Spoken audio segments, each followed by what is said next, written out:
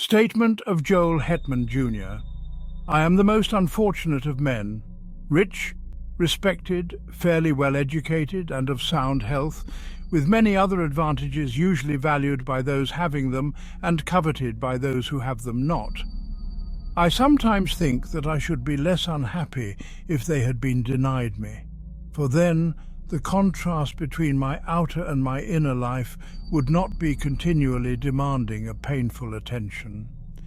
In the stress of privation and the need of effort, I might sometimes forget the sombre secret ever baffling the conjecture that it compels. I am the only child of Joel and Julia Hetman.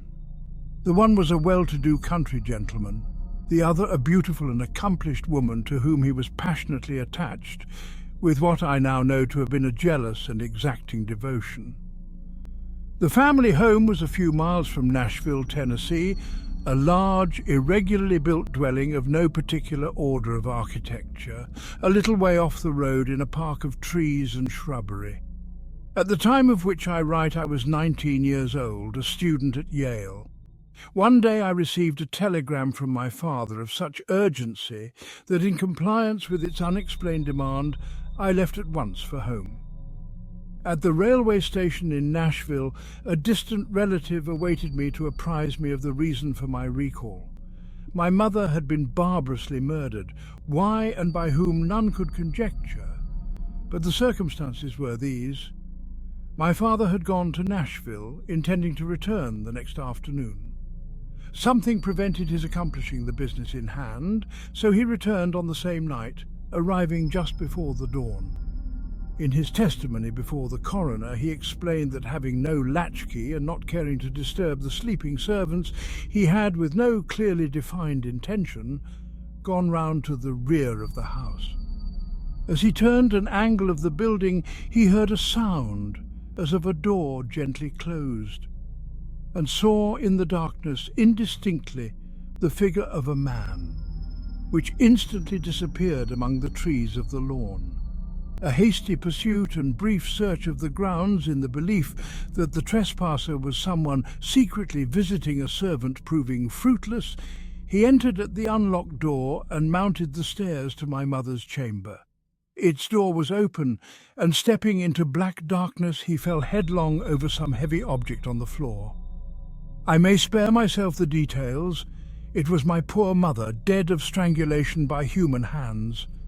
Nothing had been taken from the house, the servants had heard no sound, and excepting those terrible finger marks upon the dead woman's throat, dear God that I might forget them, no trace of the assassin was ever found. I gave up my studies and remained with my father, who naturally was greatly changed. Always of a sedate, taciturn disposition, he now fell into so deep a dejection that nothing could hold his attention. Yet anything, a footfall, the sudden closing of a door, aroused in him a fitful interest. One might have called it an apprehension. At any small surprise of the senses he would start visibly and sometimes turn pale, then relapse into a melancholy apathy deeper than before. I suppose he was what is called a nervous wreck. As to me, I was younger then than now. There is much in that. Youth is Gilead, in which is balm for every wound. Ah, that I might again dwell in that enchanted land. Unacquainted with grief, I knew not how to appraise my bereavement. I could not rightly estimate the strength of the stroke. One night, a few months after the dreadful event, my father and I walked home from the city. The full moon was about 3 hours above the eastern horizon. The entire countryside had the solemn stillness of a summer night. Our footfalls and the ceaseless song of the katydids were the only sound aloof. Black shadows of bordering trees lay athwart the road, which, in the short reaches between, gleamed a ghostly white. As we approached the gate to our dwelling, whose front was in shadow and in which no light shone, my father suddenly stopped and clutched my arm, saying hardly above his breath, "God, God, what is that?" "I hear nothing," I replied. "But see, see," he said, pointing along the road directly ahead. I said, "Nothing is there." "Come, father, let us go in. You are ill." He had released my arm and was standing rigid and motionless in the centre of the illuminated roadway, staring like one bereft of sense. His face in the moonlight showed a pallor and fixity inexpressibly distressing. I pulled gently at his sleeve, but he had forgotten my existence. Presently he began to retire backward, step by step, never for an instant removing his eyes from what he saw or thought he saw. I turned half round to follow, but stood irresolute. I do not recall any feeling of fear, unless a sudden chill was its physical manifestation. It seemed as if an icy wind had touched my face and enfolded my body from head to foot. I could feel the stir of it in my hair. At that moment my attention was drawn to a light that suddenly streamed from an upper window of the house. One of the servants, awakened by what mysterious premonition of evil who can say, and in obedience to an impulse that she was never able to name, had lit a lamp. When I turned to look for my father, he was gone, and in all the years that have passed, no whisper of his fate has come across the borderland of conjecture from the realm of the unknown. Statement of Caspar. Grattan. Today I am said to live. Tomorrow here in this room will lie a senseless shape of clay that all too long was I. If anyone lift the cloth from the face of that unpleasant thing, it will be in gratification of a mere morbid curiosity. Some, doubtless, will go further and inquire, who was he? In this writing I supply the only answer that I am able to make. Caspar Grattan. Surely that should be enough. The name has served my small need for more than 20 years of a life of unknown length. True, I gave it to myself, but lacking another, I had the right. In this world one must have a name. It prevents confusion, even when it does not establish identity. Some, though, are known by numbers, which also seem inadequate distinctions. One day, for illustration, I was passing along a street of a city far from here, when I met two men in uniform, one of whom, half pausing and looking curiously into my face, said to his companion, "That man looks like 767. Something in the number seemed familiar and horrible. Moved by an uncontrollable impulse, I sprang into a side street and ran until I fell exhausted in a country lane. I have never forgotten that number, and always it comes to memory attended by gibbering obscenity, peals of joyless laughter, the clang of iron doors. So I say a name, even if self-bestowed, is better than a number. In the register of the potter's field I shall soon have both. What wealth! Of him who shall find this paper I must beg a little consideration. It is not the history of my life, the knowledge to write, that is denied me. This is only a record of broken and apparently unrelated memories, some of them as distinct and sequent as brilliant beads upon a thread, others remote and strange, having the character of crimson dreams with interspaces blank and black. Witch fires glowing still and red in a great desolation. Standing upon the shore of eternity, I turn for a last look landward over the course by which I came.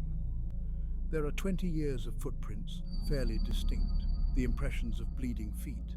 They lead through poverty and pain, devious and unsure, as of one staggering beneath a burden. Remote, unfriended, melancholy, slow.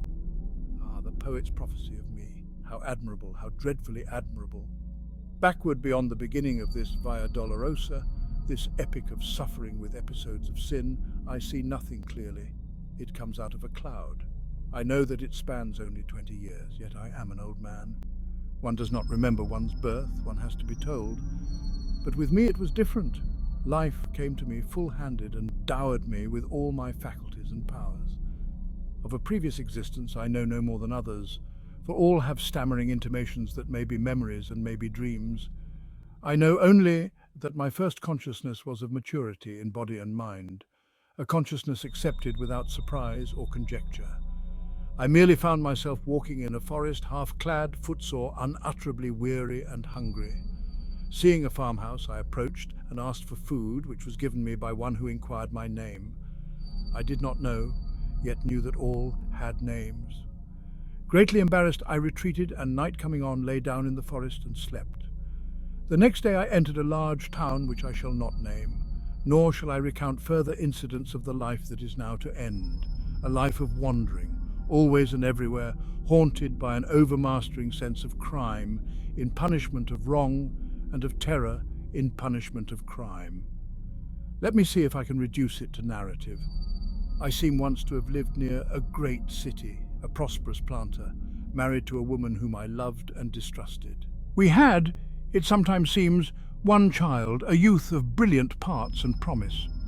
He is at all times a vague figure, never clearly drawn, frequently altogether out of the picture. One luckless evening it occurred to me to test my wife's fidelity in a vulgar, commonplace way, familiar to everyone who has acquaintance with the literature of fact and fiction. I went to the city, telling my wife that I should be absent until the following afternoon. But I returned before daybreak and went to the rear of the house, purposing to enter by a door with which I had secretly so tampered that it would seem to lock, yet not actually fasten. As I approached it, I heard it gently open and close, and saw a man steal away into the darkness. With murder in my heart, I sprang after him, but he had vanished without even the bad luck of identification. Sometimes now I cannot even persuade myself that it was a human being. Crazed with jealousy and rage, blind and bestial with all the elemental passions of insulted manhood, I entered the house and sprang up the stairs to the door of my wife's chamber. It was closed, but having tampered with its lock also, I easily entered, and despite the black darkness, soon stood by the side of her bed. My groping hands told me that, although disarranged, it was unoccupied. She is below, I thought, and terrified by my entrance has evaded me in the darkness of the hall. With the purpose of seeking her, I turned to leave the room, but took a wrong direction, the right one. My foot struck her, cowering in a corner of the room. Instantly my hands were at her throat, stifling a shriek. My knees were upon her struggling body, and there in the darkness, without a word of accusation or reproach, I strangled her till she died. There ends the dream. I have related it in the past tense, but the present would be the fitter form, for again and again the sombre tragedy reenacts itself in my consciousness. Over and over I lay the plan. I suffer the confirmation. I redress the wrong. Then all is blank. And afterward the rains beat against the grimy window panes, or the snows fall upon my scant attire, the wheels rattle in the squalid streets where my life lies in poverty and mean employment. If there is ever sunshine, I do not recall it. If there are birds, they do not sing. There is another dream, another vision of the night. I stand among the shadows in a moonlit road.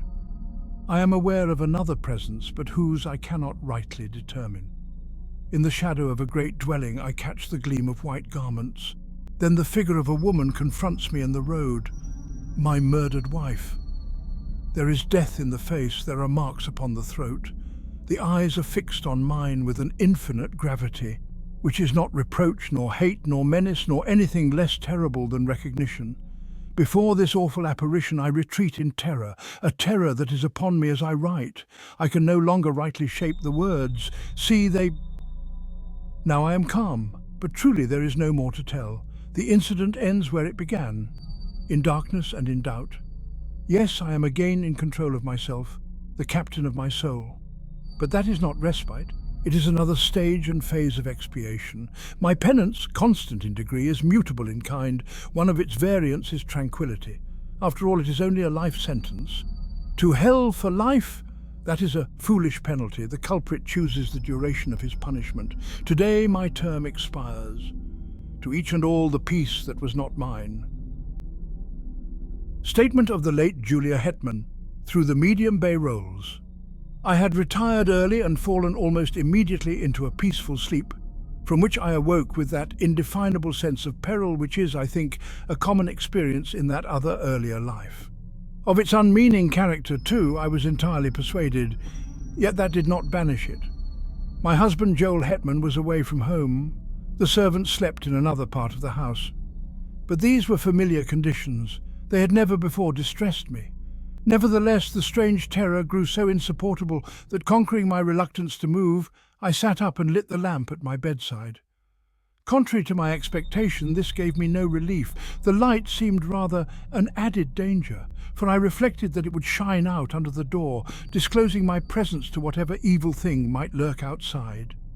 You that are still in the flesh, subject to horrors of the imagination, think what a monstrous fear that must be which seeks in darkness security from malevolent existences of the night. That is to spring to close quarters with an unseen enemy, the strategy of despair. Extinguishing the lamp, I pulled the bedclothing about my head and lay trembling and silent, unable to shriek, forgetful to pray. In this pitiable state I must have lain for what you call hours. With us, there are no hours, there is no time. At last it came, a soft, irregular sound of footfalls on the stairs. They were slow, hesitant, uncertain, as of something that did not see its way. To my disordered reason, all the more terrifying for that, as the approach of some blind and mindless malevolence to which is no appeal. I even thought that I must have left the hall lamp burning, and the groping of this creature proved it a monster of the night. This was foolish and inconsistent with my previous dread of the light. But what would you have? Fear has no brains, it is an idiot. The dismal witness that it bears and the cowardly counsel that it whispers are unrelated. We know this well, we who have passed into the realm of terror, who skulk in eternal dusk among the scenes of our former lives, invisible even to ourselves and one another, yet hiding forlorn in lonely places, yearning for speech with our loved ones, yet dumb and as fearful of them as they of us. Sometimes the disability is removed, the law suspended. By the deathless power of love or hate, we break the spell. We are seen by those whom we would warn, console, or punish. What form we seem to them to bear we know not. We know only that we terrify even those whom we most wish to comfort and from whom we most crave tenderness and sympathy. Forgive, I pray you, this inconsequent digression by what was once a woman. You who consult us in this imperfect way, you do not understand. You ask foolish questions about things unknown and things forbidden. Much that we know and could impart in our speech is meaningless in yours. We must communicate with you through a stammering intelligence in that small fraction of our language that you yourselves can speak. You think that we are of another world. No, we have knowledge of no world but yours, though for us it holds no sunlight, no warmth, no music, no laughter, no song of birds, nor any companionship. O God, what a thing it is to be a ghost, cowering and shivering in an altered world, a prey to apprehension and despair. No, I did not die of fright. The thing turned and went away. I heard it go down the stairs, hurriedly, I thought, as if itself in sudden fear. Then I rose to call for help. Hardly had my shaking hand found the doorknob when, merciful heaven, I heard it returning. Its footfalls as it remounted the stairs were rapid, heavy and loud. They shook the house. I fled to an angle of the wall and crouched upon the floor.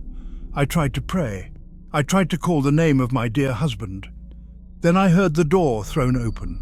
There was an interval of unconsciousness, and when I revived, I felt a strangling clutch upon my throat, felt my arms feebly beating against something that bore me backward, felt my tongue thrusting itself from between my teeth. And then I passed into this life. No, I have no knowledge of what it was. The sum of what we knew at death is the measure of what we know afterward of all that went before. Of this existence we know many things, but no new light falls upon any page of that. In memory is written all of it that we can read. Here are no heights of truth overlooking the confused landscape of that dubitable domain.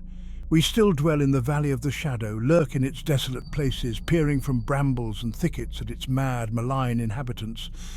How should we have new knowledge of that fading past?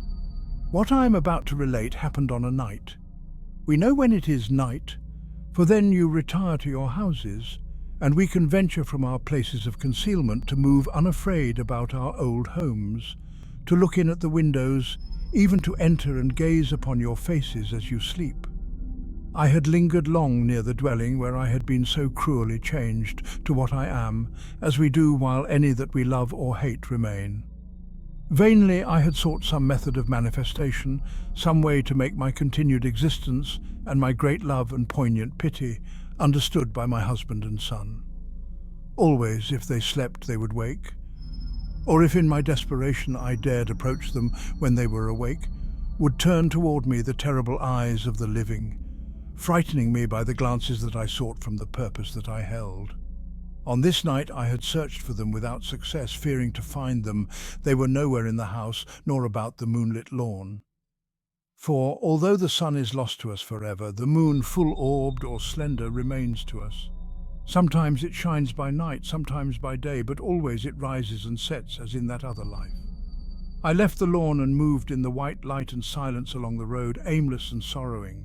Suddenly I heard the voice of my poor husband in exclamations of astonishment, with that of my son in reassurance and dissuasion, and there by the shadow of a group of trees they stood, near, so near. Their faces were toward me, the eyes of the elder man fixed upon mine. He saw me at last he saw me. In the consciousness of that, my terror fled as a cruel dream. The death spell was broken. Love had conquered law. Mad with exultation, I shouted. I must have shouted, he sees, he will understand. Then, controlling myself, I moved forward, smiling and consciously beautiful, to offer myself to his arms, to comfort him with endearments, and with my son's hand in mine, to speak words that should restore the broken bonds between the living and the dead. Alas, alas, his face went white with fear. His eyes were as those of a hunted animal. He backed away from me as I advanced, and at last turned and fled into the wood, whither it is not given to me to know. To my poor boy, left doubly desolate, I have never been able to impart a sense of my presence. Soon he, too, must pass to this life invisible and be lost to me forever. Thank you for joining me tonight at Nightmare Theatre. My name is Arthur Pembroke, and I'll see you again tomorrow night.